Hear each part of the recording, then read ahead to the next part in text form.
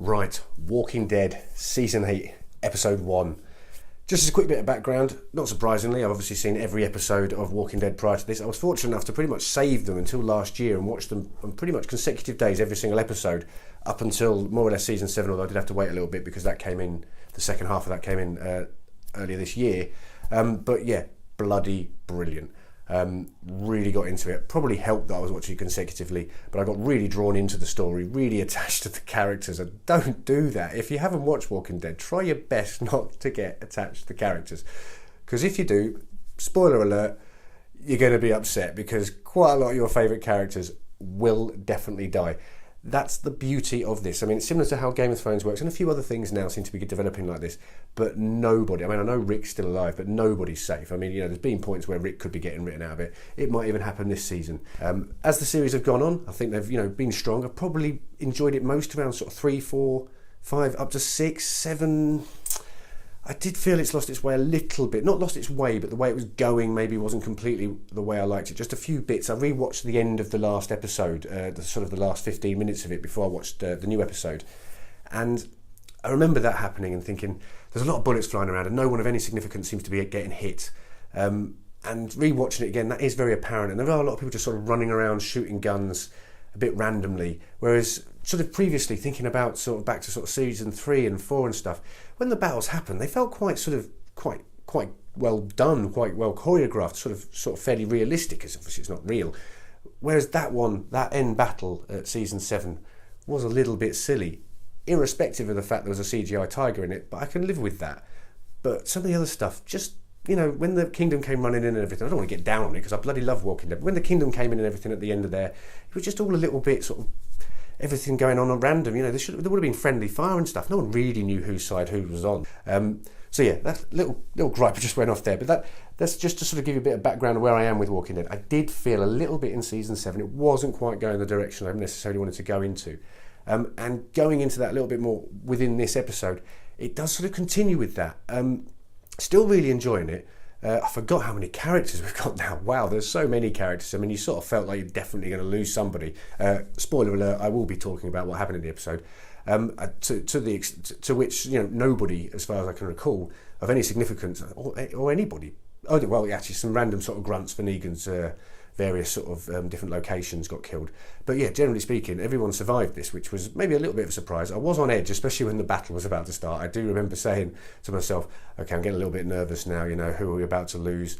I had to sort of get myself psyched back up to watch Walking Dead, because some of those previous seasons when we've lost certain characters and stuff, just, yeah, wow, I don't think I've ever sort of felt more about characters for a TV series than anything else. Like I say, maybe it was partly because I watched it consecutively, but I really did get into Walking Dead.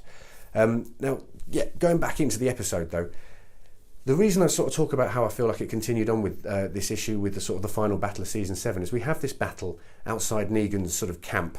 Obviously the guys have been going around taking out various outposts and stuff, which is, you know, tactical and stuff like that. They've kitted up the cars with a sort of certain level of armour and things like that so they can go and, you know, do this attack. They then sort of drive into what I mean, we've never really quite seen a great view of this area, but I think it's sort of a courtyard really. So as far as I can tell, they're sort of surrounded and it didn't really look that well worked out. And then the plan was to basically get there, then shoot your guns in the air 3 times and wait for Negan to come out, to which he did. That all seemed a little bit silly. Still, it's great to see Negan doing his sort of cocky talking and everything like that. And I did really like the bit when we started to see Rick, the old school Rick, as in, you know, the crazed Rick, not total mental Rick, but the one sort of before and after that guy, giving him the countdown. And he goes, do I need to give you 10-second countdown? So he starts his 10-second countdown, 10, 9, 8, 7, bang, bang, bang, bang, bang. You know, he's not waiting. That was really good to see. I really enjoyed seeing Rick like that again. But they seem to just shoot at the glass above them mostly. Rick seemed to be wanting to kill Negan, but generally speaking, everyone seemed to be sort of more or less shooting above everybody. And on that note, there only seemed to be maybe Negan and 5 others or 4 others there. There was maybe a suggestion that he had loads of people inside the camp, but I didn't see anybody shooting back. Maybe Negan did, but I didn't see anybody else shooting back. So wasn't it just a whole load of sort of, you know, the group or groups that we're following at the moment shooting at glass? Now, I don't know if that's partly to attract the zombies more, maybe, you know, this zombie horde. It would have been more effective, wouldn't it, just to go in and kill them all. rather than do this whole zombie thing, because I'm not convinced that zombie horde is going to necessarily kill everybody there anyway. And from the sort of the scene where we saw Negan and the priest caught in that kind of cabin together, and it started to zoom out and we saw the zombies around everywhere, that would suggest that the zombies were only really attracted to that area, which would suggest that there weren't other people in the building. I might be mistaken, and this may well develop, and we'll see how it goes. But all of that felt a little bit loose, not as tightly written and tightly sort of done throughout the episode as what I'm previously used to.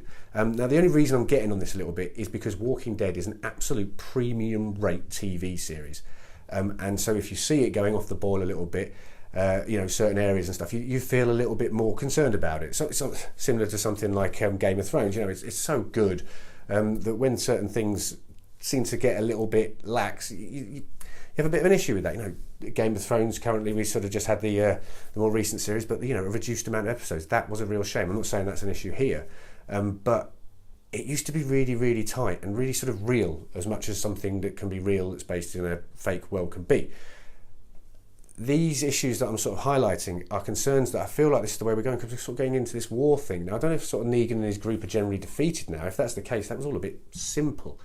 Let's get rid of that and move on. We've had that at the start of a few series before, when they ended up at the prison. I think it was the start of season 4, was it?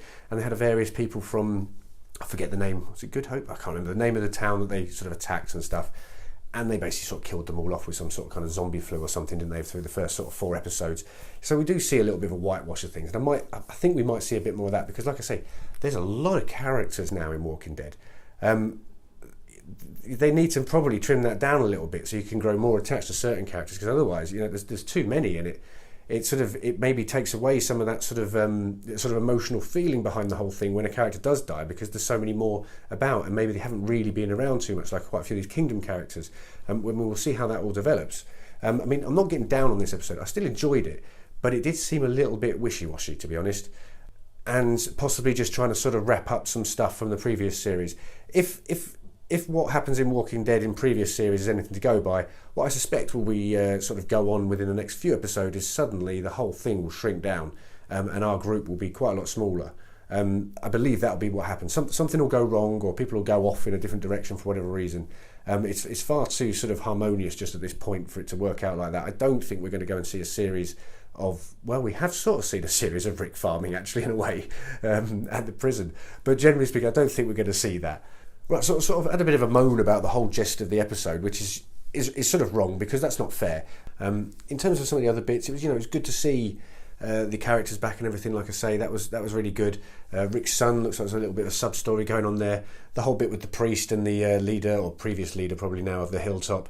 What a knob. There's obviously always knobs in this, but yeah, that was a good scene. We'll see. I thought the priest might be dead at that point, but he managed to stay alive. We'll see for how long, because he's now trapped in a room with Negan surrounded by zombies, which is not the greatest place to be, but he's not dead, so that's something.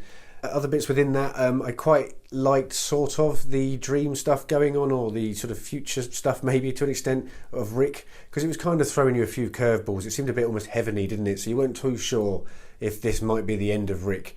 It did worry me a little bit. Like I say, you're never too sure if any character's truly safe. Rick has survived this long, but he's pretty much one of the only starting characters now to have got this far.